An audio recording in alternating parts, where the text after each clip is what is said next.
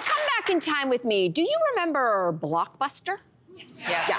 So the beloved video store, it was once the only way you could rent a movie and watch it at home.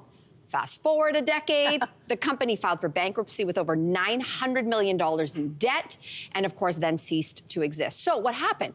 Well, they fell behind the streaming times. So according to our next guest, Hollywood is about to undergo a transformation that could be even greater than the advent of streaming. Here to share her insights on what the future of entertainment could look like with artificial intelligence and how we can all prepare is Futurist Sinéad Bovell. Welcome back to the show. Welcome back, Sinéad. We love having you here. Thank you. You always give us jaw-dropping facts. Now, you say this transformation is going to start with viewers having more control over the content that they're consuming. What do you mean by that? Right, I'll give you a few examples. So right now, a lot of us choose to listen to audiobooks now for anything that's written. In the future, an author could use AI to automatically generate a visual component, so something for us to watch. Generative artificial intelligence also means that say we don't want a movie or a series to end, it doesn't have to.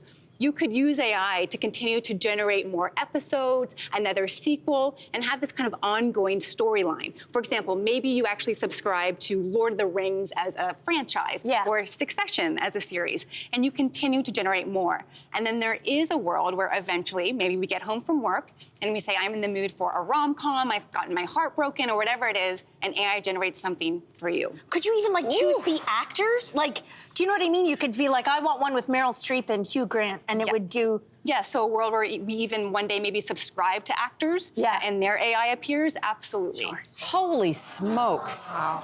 Okay, so take us through this. So how does it work? So am I typing in something, or am I asking my streaming service to play what I want? How does it work? Yeah, so we're still years away from this being technically feasible, but you could imagine how in the streaming era, we're all used to seeing play next episode when we're binging. Maybe it says generate next episode with a button to modify. Maybe modify characters, plot, location. I'm having a flash forward to somebody in the future watching this segment and thinking how quaint we are.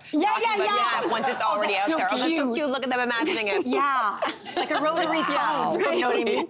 Now, as a writer, and I'm sure many writers have this concern about someone else taking over the ending of their story. Do you know what I mean? So what measures can we put in place to ensure that there's a balance between viewer control and honing the creative vision and not like copyright infringement with creators that were created by someone else? All of that, really, really important question. And it's why foresight, looking into the future, is so important. So writers, unions, people can hedge against those risks now. Yeah. So maybe in writers' contracts today, we should start seeing clauses that their original stories can't be edited. However, if a viewer uses AI to generate another sequel, one, the writer gets fairly compensated, and two, it's clearly credited to them. So this is an AI sequel to this orial writer's work. Gotcha. So they get credit and they get compensation. Okay. Wow. What if it's terrible? Anyway, we could spend a whole bunch of time on that. We're gonna move on to actors because there's talk that actors will actually have digital twins. So can you explain what that is and how that will work?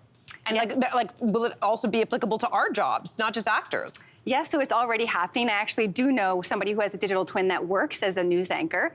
What? And so what you can do is you can train an AI system just on your audio examples, past video clips, and then it will generate a digital twin, somewhat of a deep fake that looks like you, it talks like you. And what we'll start seeing actors use these for is things like commercials, where you don't need to pour your heart and soul into a commercial. You can just send your digital twin. Actually, there is right now a digital twin of J.Lo that she's doing some sort of an AI promotion. And that's not her. That's not her. That's a digital twin. Yeah, she's... Have you seen this? Your mouth is just a big mouth. I am stunned. I heard about this, but I hadn't seen it. Yes. And so AI did that. That's right, not so you her. just know. And it becomes much easier for actors. You don't have to leave a movie set. You just send your digital twin. You could imagine the future of editing. Instead of bringing everybody back on set, you just use the digital twin to change that line. And then as Tom Hanks recently declared, digital twins do mean that even after actors pass away, they can continue to be in movies. Wow. What if I told you guys that I'm not here and it's actually my digital twin? Wow.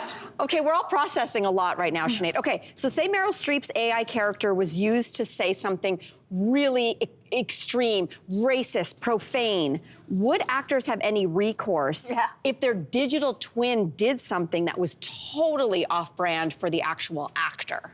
Yeah, so this is really important that actors today make it clear in their contracts that not only do they own their digital likeness and digital twins, they get full control and they're the last voice to sign off before and after their digital twin is used. Because there's something that I'm calling unrecognizable editing, where maybe you do use Meryl Streep's digital twin to edit a scene, but what happens if the studio edits it to the point she doesn't recognize it and it does say something unfair or racist or profanity that she wouldn't have agreed to film had that been in the original script. Right. So actors need to make sure it's not just about licensing your digital twin, verify the content before it actually airs. You're signing off on a lot. Yeah. Wow. Okay, yeah, this writer's strike and potentially actor's strike is getting a little bit more interesting.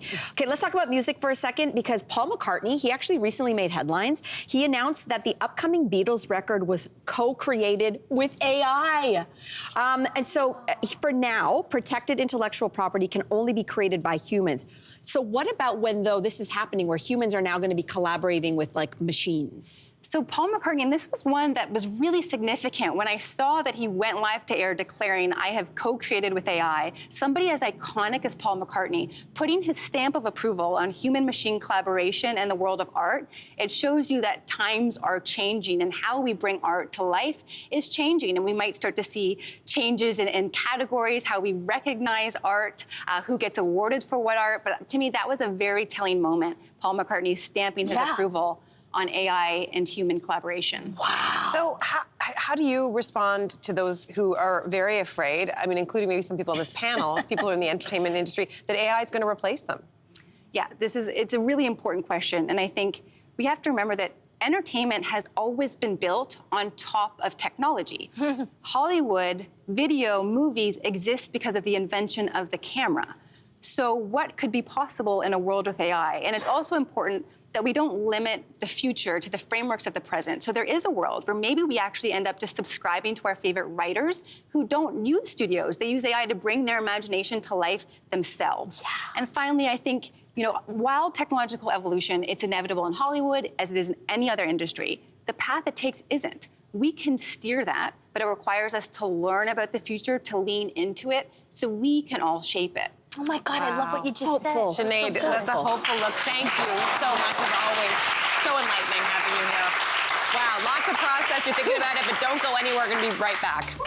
Thanks for watching. We've got lots more discussion and debates on everything from food and fashion to pop culture and current events. Don't forget to click like and subscribe.